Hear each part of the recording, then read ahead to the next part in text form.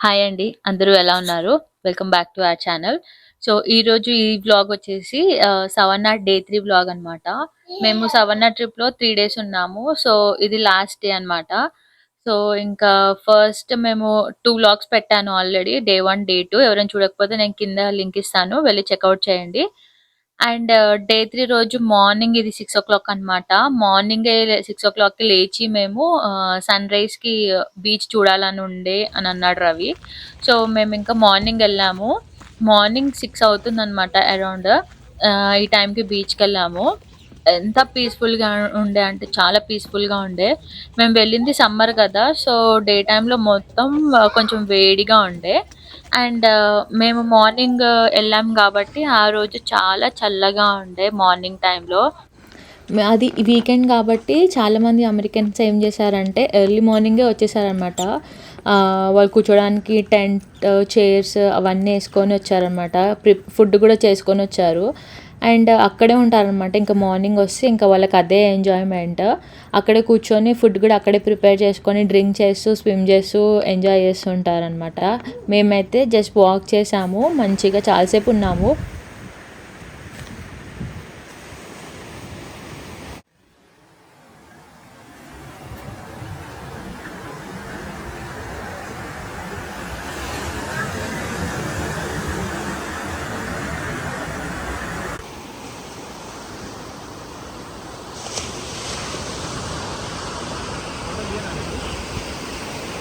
ఇక్కడ ఏంటంటే చాలా షెల్స్ ఉన్నాయన్నమాట. పాప అయితే ఎన్ని కలెక్ట్ చేసిందో అసలు. ఇవన్నీ షెల్సే మీకు కనిపిస్తున్నాయో లేదో. అండ్ రవి చూస్తున్నాడనమాట. ఎందుకు వీళ్ళు ఇవన్నీ మార్నింగే ఎన్ని కలెక్ట్ చేసినారు, అసలు ఏం వెతుకుతున్నారు అని అనుకుంటా ఉన్నాడనమాట. సో, అక్కడ వాళ్ళని అడిగితే వాళ్ళు ఏంటంటే ఇక్కడ షార్క్ టీత్ దొరుకుతాయి అని చెప్పారు. సో, మేము కూడా కొంచెం వెతికాము. మాకేం దొరకలేదు. సో, ఇవన్నీ షెల్స్. అండ్ ఇంకా వాళ్ళందరూ అలా వెతుకుతూ ఉన్నారనమాట. షార్క్ టీత్ మేబీ ఎవరికి దొరకలేదు.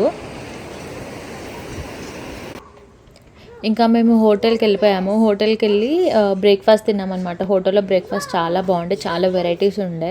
సో, బ్రేక్‌ఫాస్ట్ అయితే అస్సలు స్కిప్ చేయలేదు. బ్రేక్‌ఫాస్ట్ తినేసి ఇంకా మంచిగా ఫ్రెష్ అయిపోయి ఇది షిప్స్ అనమాట. ఇవన్నీ ఓల్డ్ జనరేషన్ అంటే 90స్, 70స్, 80స్ అలా ఆ జనరేషన్ వాళ్ళ షిప్స్ అనమాట. వాళ్ళు అన్నీ ఇట్లా బోట్స్‌లోనే చేసేవాళ్ళంట. సో, ఆ బోట్స్‌లో వాళ్ళు వార్ ఎలా చేశారు, ఏంటి అనేది షిప్స్ అనమాట. చాలా డీటెయిల్‌గా చాలా బాగుండనమాట ఈ షిప్స్. సో, మేమిది చూడడానికి వెళ్ళాము. నాకేంటంటే ఈ షిప్స్ చూడడానికి వెళ్ళినప్పుడు ఇదంతా ఒక హౌస్‌లో పెట్టారివన్నీ. అండ్ అన్ని గ్లాసెస్ ఉన్నాయి. సో, మనం దేన్ని టచ్ చేయొద్దు. బికాజ్ అవి చాలా ఏమంటారు, చాలా సెన్సిటివ్ వైర్స్ ఉన్నాయి దానికి. సో, ఏది టచ్ అయినా ఊడిపోయే ఛాన్సెస్ ఉన్నాయి. అందుకే వాళ్ళు అన్నిటికి గ్లాసెస్ పెట్టారు. అండ్ నాకేంటంటే ఇక్కడికెళ్ళినప్పుడు చాలా సైలెంట్‌గా నాకొక లైబ్రరీకెళ్ళిన ఫీలింగొచ్చింది. అసలు కొంచెం కూడా సౌండ్ చేయొద్దు. అంత సైలెంట్‌గా ఉండే. చూసారా? ఇలా అన్ని డీటెయిల్‌గా ఒక్కొక్క షిప్‌కి ఒక్కొక్క హిస్టరీ ఉంది. చాలా పెద్ద పెద్ద హిస్టరీ ఉంది. నేను అవన్నీ ఏం చదవలేదు. అండ్ ఇవన్నీ అయితే చాలా బాగున్నాయి. అండ్ అప్పటి జనరేషన్‌లో వాళ్ళు అన్ని షిప్స్‌లోనే చేసేవాళ్ళంట. లైక్ ఫైట్స్ కానీ, వాళ్ళు వార్ జరిగినా ఏదైనా దేనికైనా సరే వాళ్ళు షిప్స్‌లోనే చేసేవాళ్ళంట. సో, ఇవన్నీ అప్పటివి.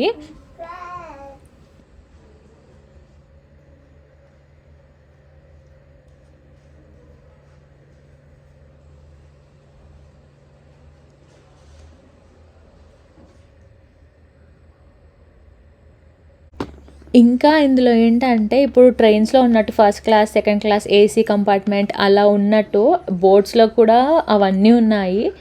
అప్పట్లోనే వాళ్ళకి first class, second class, AC compartments అవన్నీ ఉన్నాయి. అండ్ క్లియర్‌గా చూపిస్తున్నారు.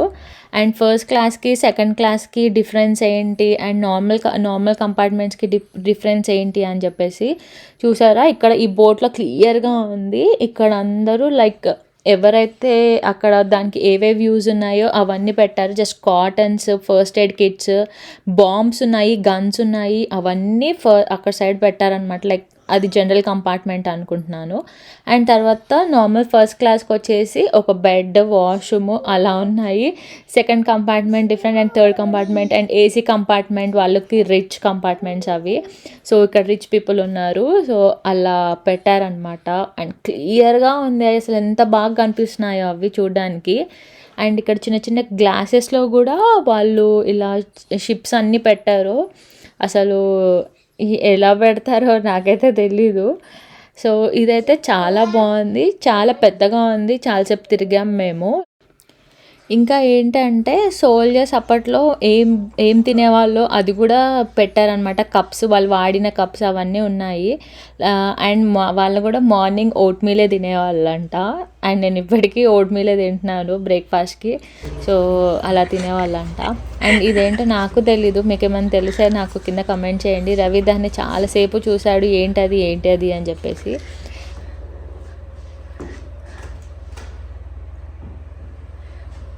ఇది ఏంటి, టైటానిక్ బోటా ఇది?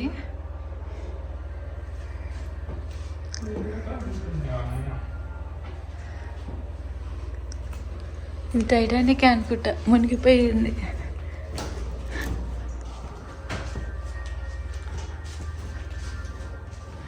ఇది రాయలేదా ఏ బోట్ అనేది?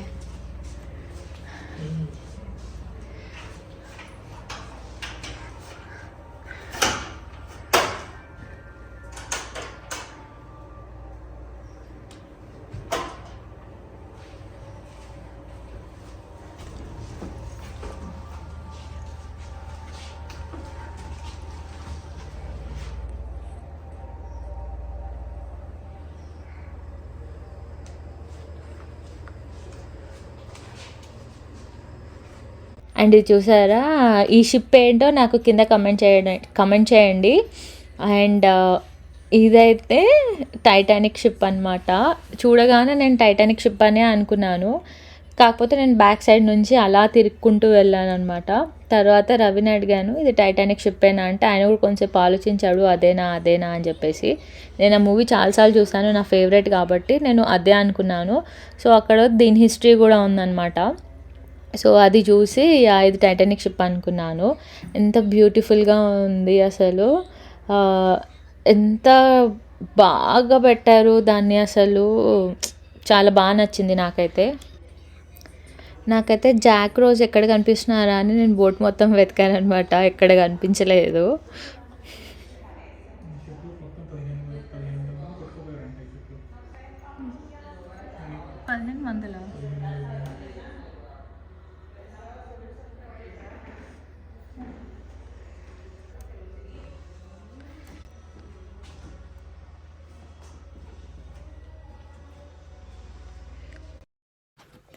సో ఇదండి డే 3 వ్లాగ్. సో ఇక్కడికి సవన్నా ట్రావెల్ వ్లాగ్స్ అన్నీ ఎండ్ అయిపోయాయి 3 days. ఈ ట్రిప్ ఈ మ్యూజియం చూసిన తర్వాత మేము ఆల్మోస్ట్ 4-5 అయ్యింది. తర్వాత అక్కడ స్ట్రీట్ షాపింగ్స్ చాలా ఉండే అనమాట సవన్నాలో. ఇంకా మేము స్ట్రీట్ షాపింగ్స్ అవి చేసేసుకొని ఇంటికి వేసేసుకొని నెక్స్ట్ డే మార్నింగే 8కే బయలుదేరాము ఇంటికి.